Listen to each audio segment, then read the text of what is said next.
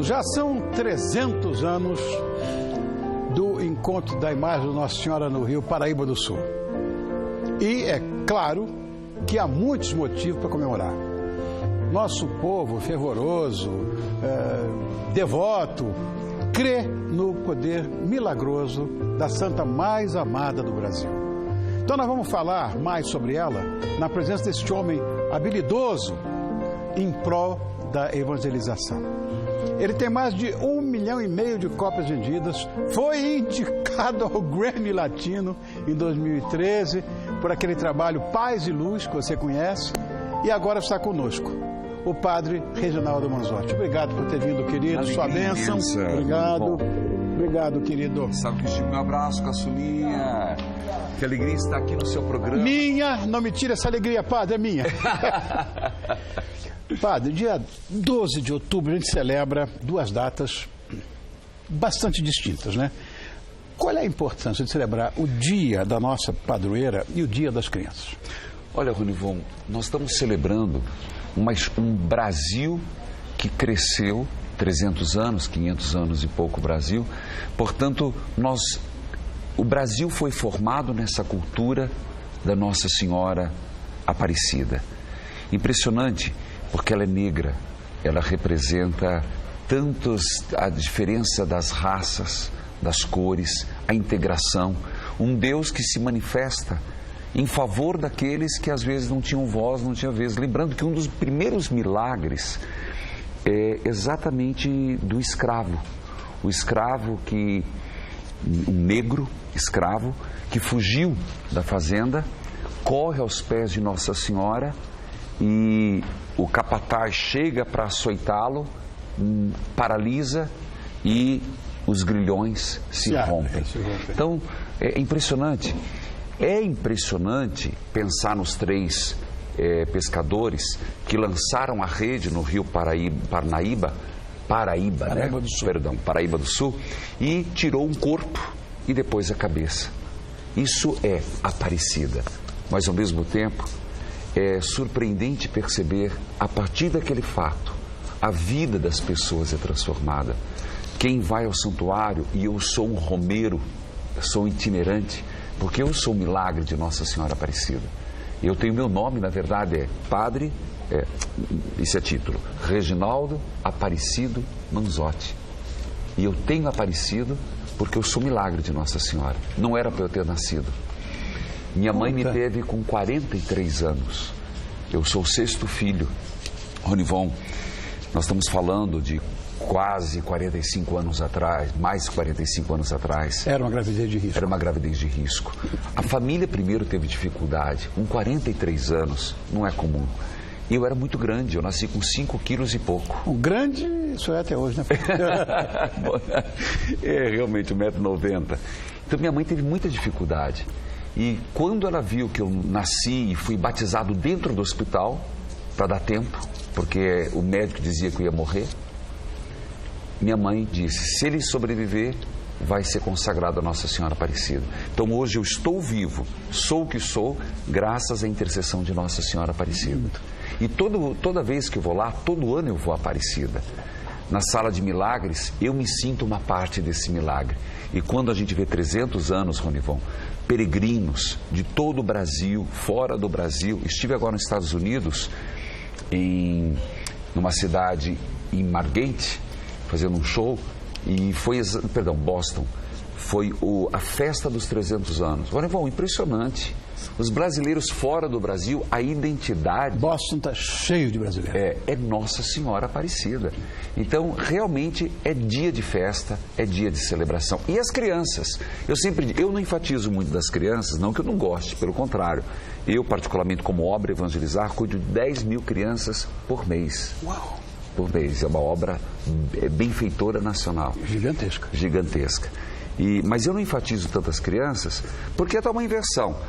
Natal, Papai Noel. Páscoa, chocolate. Eu tenho medo de enfatizar tantas crianças que Nossa Senhora fique em segundo plano. Entendi. Mas a gente fala a mãe das mães, cheia das crianças. E eu gosto de ver essas crianças crescendo com fé e amor no coração. Uma curiosidade. Quando a imagem de Nossa Senhora Aparecida foi encontrada, como é que era? A imagem anterior e a imagem de hoje, elas são comparáveis? São. É impressionante. Ela não era... Ela estava cheia de barro.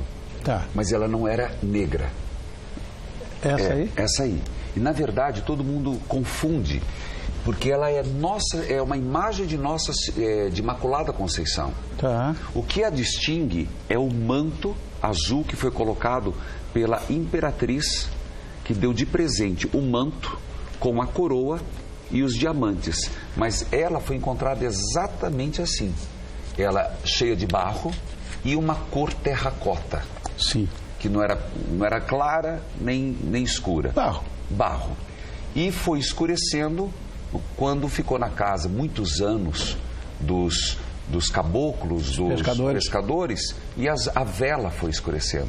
Mas hoje se mantém negra. Várias restaurações foram feitas, inclusive houve aquele absurdo, né? Que foram até ela e quebraram. Né? Um louco foi lá e quebrou. Foi feita uma ótima restauração. Mas o barro já assimilou essa cor. É como dizendo, Deus, eu assumi a brasilidade. Então, esse manto foi da imperatriz. A imperatriz que aboliu a escravatura. Me fugiu. A Princesa Isabel? Princesa Isabel, perdão. Quando falou Isabel. imperatriz, eu pensei na mãe dela, Teresa Cristina. Não, perdão. Foi a Princesa Isabel. Eu confundi. Foi ela que deu de presente e a partir dali agora o manto é sempre feito. Então, essa imagem, a gente esquece que dentro tem a Imaculada Conceição, de terracota. De terracota. Pouca gente sabe, mas essa imagem, que você acabou de falar, ela foi quebrada por era jovem, inclusive, um cara transtornado e tudo. Certo. Como é que foi essa história? Olha, é algo terrível. Na verdade, várias vezes tentaram quebrá-la. É interessante lembrar que quem vai à Aparecida, e eu fui lá com um olhar de romeiro e também de historiador. Uma vez tentaram chegar com cavalos.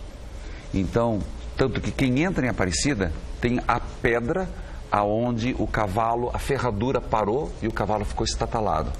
Porque ele tinha o desejo de entrar e arrebentar com a imagem. No caso que a gente citou, foi um homem alucinado, achando cumprir uma mensagem de alguém, né, que havia idolatria, que via, aqui são as imagens, que via toda destruída. Já é um milagre conseguir a restauração, né? Claro. Então esse homem entrou e a imagem estava muito próxima do povo. Hoje ela está numa altura de 21 metros, se não me falha a memória. Acho que é 21 metros, exatamente com proteção, com vidro. O cara entrou e se achou no direito, vou quebrar um objeto de idolatria. Gente, a gente não faz idolatria. Nossa Senhora é venerada, né? Essas histórias, por exemplo, que às vezes me parece uma afronta à minha própria inteligência.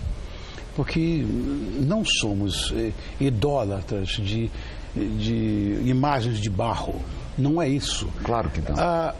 Eu vou pegar minha carteira aqui e vou te mostrar. Eu tenho o retrato do meu pai, que já se foi, da minha mãe, que já se foi há muito tempo, dos meus filhos, da minha mulher, dos meus netos. Certo. A minha identidade de afetividade, de amor, está ali. É só para me lembrar. É verdade. É só para lembrar. Que bonito isso. A imagem é para lembrar. É verdade. Mais nada. Tanto que a gente usa a palavra veneramos Nossa Senhora, adoramos a Deus, exatamente para dar essa distinção. Mas nós vivemos, infelizmente, né, Ronivon, um período de intolerância religiosa. Isso não deve existir. Que é muito perigoso. O fanatismo é muito perigoso por si só. Nós estamos vendo o que acontece no mundo hoje. É verdade. Sim. Mas e a Nossa Senhora Aparecida? Por que ela é hoje a santa mais querida do nosso país? Eu tenho a meu ver, porque a própria peregrinação dispõe a pessoa a fazer uma experiência de Deus. Quando você sai de São Paulo, do Rio, eu acho que Deus foi tão claro que pegou a Aparecida, que é no meio de duas grandes metrópoles, as maiores. São Paulo e Rio. Ninguém chega lá de qualquer jeito. Você tem que ir de carro. Você tem que se empenhar. Você vai de cavalo, é longe. A pé é muito longe. De ônibus é muito longe. Então, sabe, Ronivon, é sair de casa ir à casa da mãe te mexe, faz um movimento de busca a Deus. E quando você chega lá, você tem a sensação, eu estou num lugar diferente do meu habitat. É uma experiência dos sentidos, é uma experiência de fé, é uma experiência de entrega.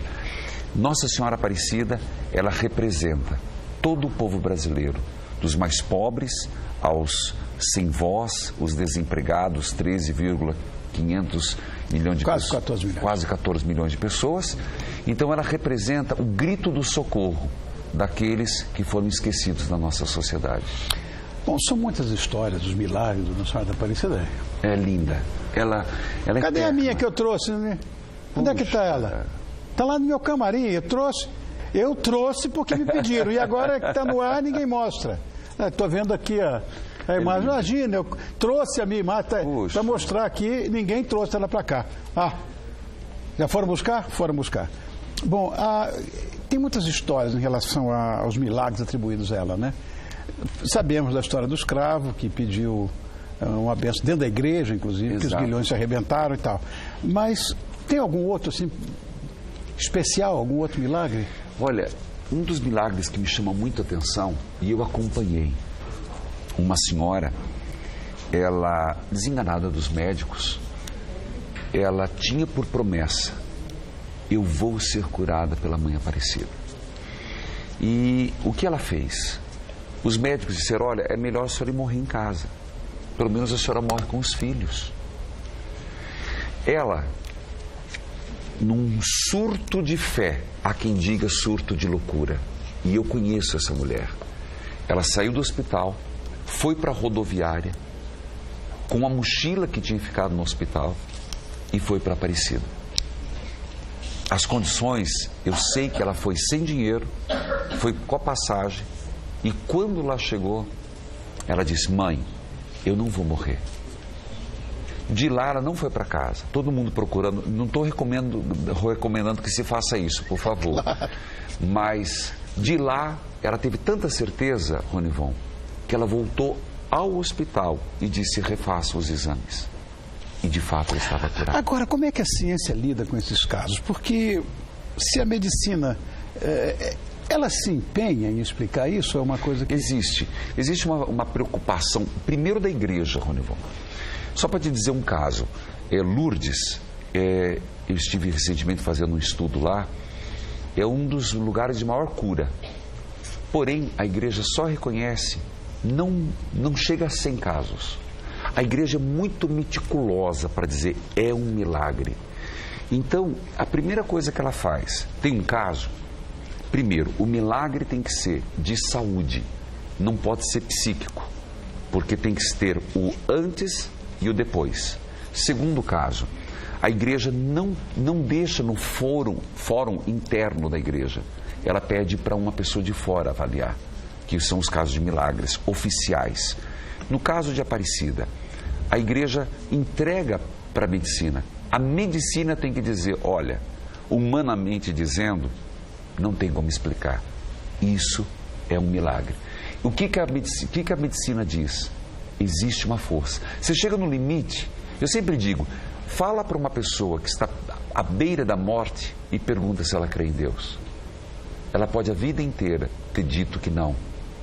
A brevidade, a finitude, a fragilidade da pessoa faz ela, pela dor ou pelo amor, se abrir a Deus transcendente. A medicina chega nesse momento. E eu acredito, Eclesiástico diz isso, Ronivon, que Deus se manifesta nos remédios. Deus se manifesta pelos médicos. Então eu recomendo, vá ao médico, tome o remédio com água benta e a devoção a Nossa Senhora. A cura é certa. Bom, agora eu queria saber desse livro que é o maior sucesso. Minha santa, deixa eu pegar. Opa, coisa linda. Foi isso. Deixa eu mostrar aqui, Peraí. Ó que bonitinho. Aí, ó, tá vendo? Dá uma fechada nela. Ah, bom, aí, ó. Santa Mãe Maria, Aí está. nesta travessia, cubra-nos teu manto cor de anil. Tá vendo? Não é? Aí, ó. Parabéns. Trouxe e ninguém mostrou. Tem que levar a sua santa. Levei a minha santa. Aí ninguém mostrou. Agora. Posso fazer uma minha santa. reverência a ela, Ronivon? Claro. Dá um beijo, né? Porque aquilo que a gente ama, a gente beija, porque é um símbolo da nossa fé, da Mãe de Jesus Cristo. Aquela que um anjo, imagina, ave cheia de graça, plena da graça. Por isso ela é tão querida. Porque se Deus reconheceu que ela é cheia da graça, quem somos nós para dizer o contrário? Não é? Mostra então agora este livro que é o maior sucesso. Quero ver a capa dele aí. Dá uma olhada. Olha ali. É. Na verdade, é a batalha espiritual entre anjos e demônios. Conta. Ronivon, eu me surpreendi ao trabalhar esse tema. Esse tema é clássico da igreja. A batalha espiritual que remonta a um dos arcanjos, Lúcifer, que se rebelou contra Deus, Sim. pegou os anjos menores e se revoltou por inveja de Deus, e por ciúme do amor. Então, essa batalha clássica, que muita gente quer dizer, isso não existe. Gente, telespectadores do Ronivon, nesse programa maravilhoso, ele é uma simpatia, pode crer, uma simpatia. Não é à toa que eu acompanho você em casa, assisto o seu programa. Só para dizer, gente, não é assim. Você está vendo o ar que respira? Não, mas ele existe. Se você está do lado, não faz isso agora no programa do Ronivon, e você pega o controle e muda de canal, você vê o raio entre o seu controle e o televisor? Também não. Para de pensar que só existe aquilo que está entre forma, espaço e tempo. Existem muitas coisas que existem e nós não vemos entre o céu e a terra. Deus primeiramente, mas também o demônio, que nos quer mal. Ele quer atingir Deus, não pode, atinge quem mais Deus ama, eu e você e quem está acompanhando. Essa é a batalha espiritual. Lindo. Quero te agradecer muito, Padre, mais uma vez. Eu que agradeço. O Padre Reginaldo Manzotti, autor deste livro, que você viu a capa e vai ver de novo agora, aí está, que é Batalha Espiritual entre Anjos e Demônios. Bom, ele apresenta a Hora do Ângelus aqui na Gazeta, Isso, todos de segunda a sexta, logo depois do Mulheres, às 17h55, para encerrar na Hora do Ângelus, Claro. que é às 6 horas da tarde. Ao som dessa música linda, né? Aí que está tocando Ave Maria. Ave Maria. Obrigado, Padre. Eu que agradeço. Muito obrigado. Uma alegria imensa estar aqui. Minha querida, pode ter certeza. Olha, eu espero que você continue com a sua devoção, pelo menos para esse programa aqui. No próximo bloco a gente volta cumprindo a promessa de agradar as crianças também. Então, pode chamar os pequenos, vai ter hambúrguer aqui, ó. Opa. Oba. Obrigado, Padre, sua bênção de novo. Obrigado. Deus abençoe. Amém.